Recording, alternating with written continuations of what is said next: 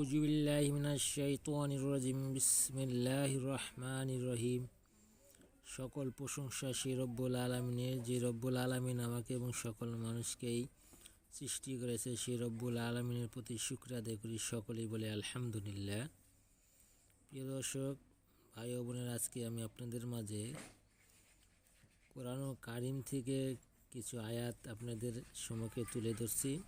7 পারা 19 রুকুর একটি আয়াত। এই আয়াত দ্বারা আমার থাম্বনেলে অবশ্যই দেখতে পাচ্ছেন যে গর্ভপাত ও ফল ঝরে পড়ার বা আমল, এই আমল দ্বারা আপনি আপনার স্ত্রীর সন্তান গর্ভবতী হওয়ার পরে গর্ভপাত নষ্ট হয়ে যায় বা ঝরে যায়, বা এরকম যে সকল বোনের এই সমস্যাটা রয়েছে বা দীর্ঘদিন যাবৎ বিভিন্ন তদবির বা বিভিন্ন চিকিৎসা নেওয়ার মাধ্যমেই আপনার কোনো ফল আসে নাই, সেই বোন এই আমলটা করতে পারেন। এই আমলটা করার মাধ্যমে কিন্তু আপনার গর্ভপাত টিকে যাবে বা বাচ্চা নষ্ট হবে না। আপনি এখানে নিয়ম সব কিছুই দেওয়া রয়েছে, সঠিক নিয়মভাবে আপনি এই আমলটা করতে পারবেন। এখানে আমি আয়াত নাম্বার এবং রুকু নাম্বার এবং কত নাম্বার পৃষ্ঠা এখানে কিন্তু উল্লেখিত আছে। আপনি সরাসরি কোরআন থেকেও দেখতে পারেন। এটি একটি আশরাফি থানভী রহমাতুল্লাহ আলাইহির কিতাব থেকে আমি আপনাদেরকে সরাসরি দিচ্ছি। উপরে যে কোরআনের আয়াতগুলো দেখতেছেন, এই আয়াতগুলাই আপনাকে লিখতে হবে। লিখে আপনি লিপিবদ্ধ করে গর্ভপাত মহিলার ফল ঝরা বন্ধ হয়ে যাবে। এটা কিন্তু আপনাকে গলায় ব্যবহার করতে হবে অথবা হাতে ব্যবহার করতে হবে।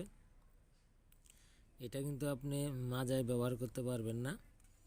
এই আমলটা আপনি সঠিকভাবে করলে যে সকল মহিলার এই সমস্যাটা রয়েছে, সেই সকল মহিলার আর এই সমস্যাটা থাকবে না।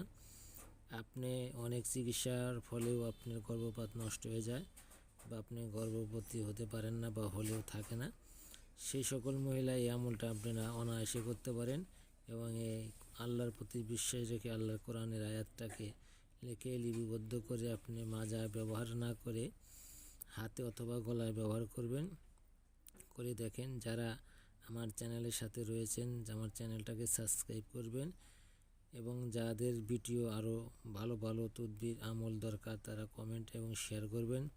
আশা করি আমি আপনাদেরকে ভালো তদবির এবং ভিডিও ভালো আয়াত সম্পর্কে জানানোর চেষ্টা করব, যাতে আপনারা ভালো আয়াত সম্পর্কে জেনে ভালোভাবে উপকৃত হতে পারেন।